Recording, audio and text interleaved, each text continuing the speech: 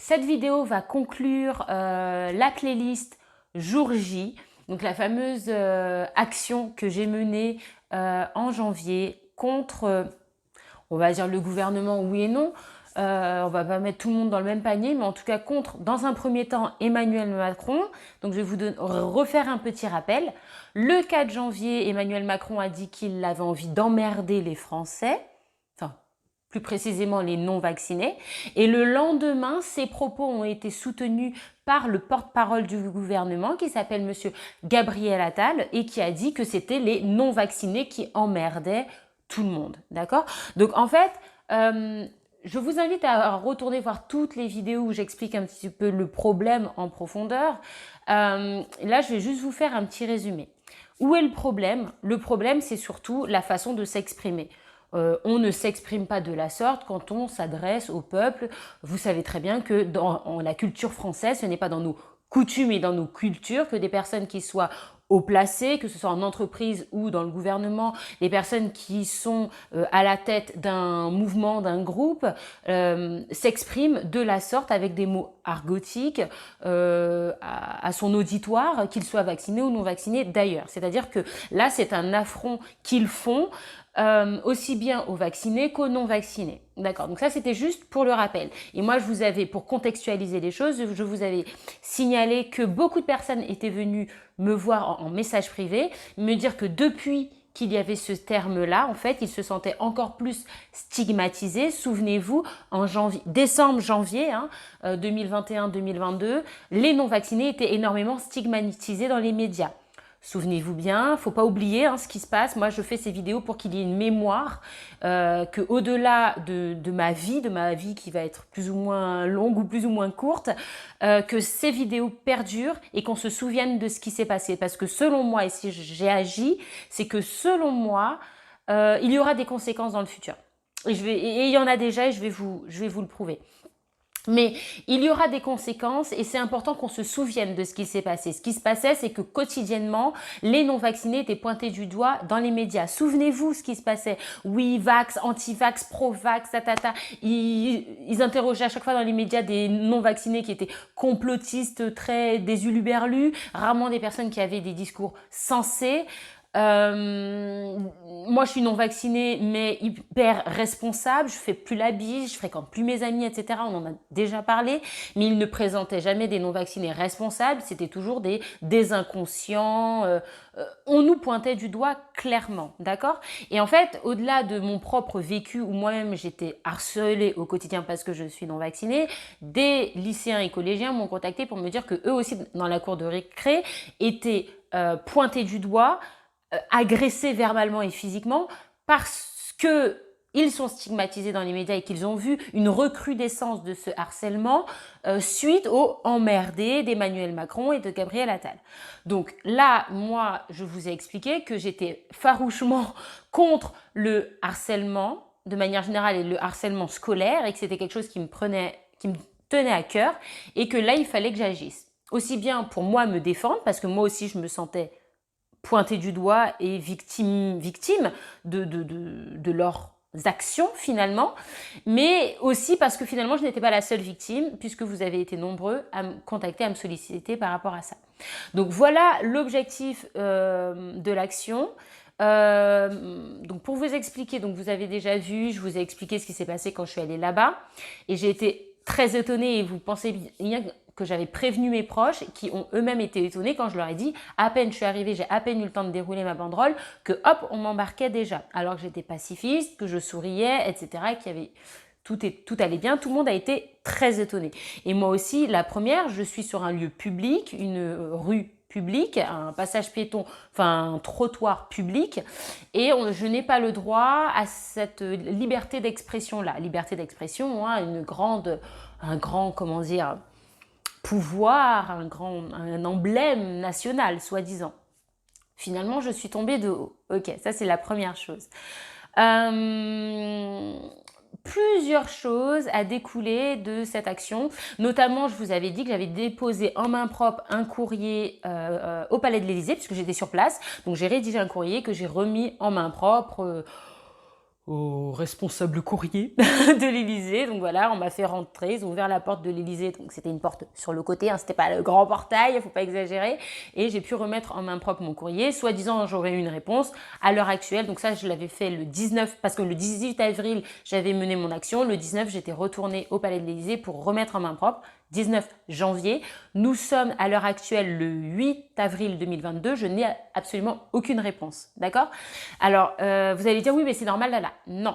Au premier confinement, j'avais écrit un mail à Emmanuel Macron pour le soutenir dans cette crise sanitaire, pour lui apporter mon soutien. Et je pourrais vous donner les preuves si vous me le demandez en commentaire. Au bout de 5 personnes qui me demandent les preuves, je fournirai toutes les preuves. J'avais contacté et sous les 72 heures, j'avais une réponse mail. Une réponse écrite mail d'un représentant d'Emmanuel Macron.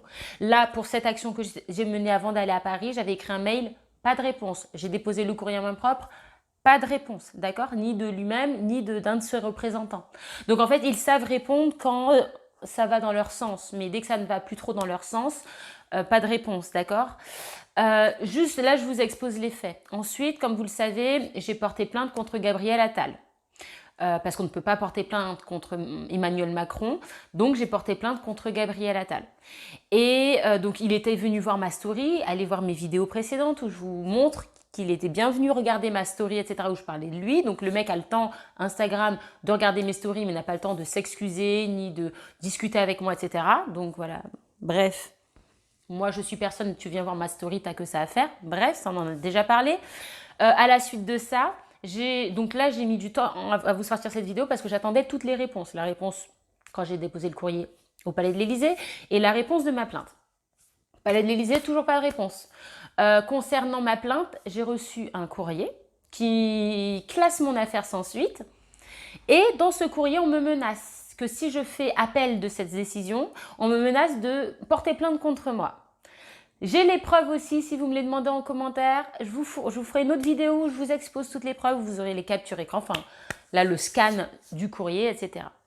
Donc, je vais terminer cette histoire ici et je vais directement passer à la conclusion de tout ce, j'ai envie de dire charabia, de toute cette mascarade. La conclusion, premièrement, et je pense que je vais commencer par le plus important en fait. On ne va pas le mettre le plus important en dernier, on va commencer par le plus important. Le plus important, c'est que j'avais un message fort à vous faire passer. C'est que j'ai été victime d'harcèlement scolaire, au travail, etc., de plein de choses. Mais le truc où j'en suis extrêmement fière, c'est que je me suis jamais laissée faire. Et c'est peut-être pour ça que quand on me voit, on ne se dit pas qu'elle, ça a été une victime d'harcèlement. Et même quand je parlais à mes petits camarades de classe, ils se rendaient même pas compte que j'étais victime d'harcèlement. À un tel point que j'avais pris le contre-pied de ne pas me laisser faire et de prendre de l'assurance et confiance en moi, etc. J'ai travaillé sur ça pour justement avoir double force, double bouclier pour être suffisamment forte pour faire face à ça. Et ça fonctionne, ça fonctionne. D'en parler, d'agir, de passer à l'action et de dire non et stop, ça fonctionne. Par contre, de subir, de se taire et petit à petit de se laisser ronger, c'est toi qui vas être mal. Par contre, eux, les autres, là, ils s'en fichent, eux, ils sont bien dans leur vie. D'accord? Et toi, derrière, tu vas être mal. Et personne ne mérite que tu te mettes dans des états pareils. Donc, il faut passer à l'action. C'était le gros message que je voulais vous faire passer. Et ce que je voulais surtout vous faire passer comme message, c'est que même quand tu es harcelé par une énorme entité, là, c'était le gouvernement, c'était le président de la République. Et j'espère, enfin, de façon officielle et de façon aussi, on va dire, ostentatoire, aussi évidente, aussi médiatisée, c'est rare qu'on se fasse harceler de façon aussi médiatisée. D'habitude, c'est un peu plus sournois, voire inexistant. On va plutôt dire sournois, c'est plutôt ce que je pense vraiment. Mais d'habitude, c'est plutôt fait en fourberie, on va dire. Là, ça a été très clair et très net, et même revendiqué et défendu par le porte-parole, d'accord? Ça va pas être tous les jours. Mais c'était pour vous montrer que même quand c'est haut gradé, haut là, on peut passer à l'action. Premièrement. Et donc, raison de plus, si ce sont des camarades de classe ou un pauvre directeur d'une entreprise, te laisse pas faire. Soit tu pars, soit tu demandes à ce que ça cesse. C'est très important. Est-ce que mon action a été vaine? Bien sûr que non. Le 18 janvier, j'ai mené mon action. Vous n'avez pas remarqué quelque chose? Depuis que j'ai mené mon action, depuis le 18 janvier, plus de stigmatisation dans les médias. La seule chose que je voulais, c'était que le harcèlement et l'acharnement contre les non-vaccinés cessent. Il a cessé. Ah, depuis le 14 mars, plus de passe vaccinal, etc. Je ne dis pas que c'est lié à ça.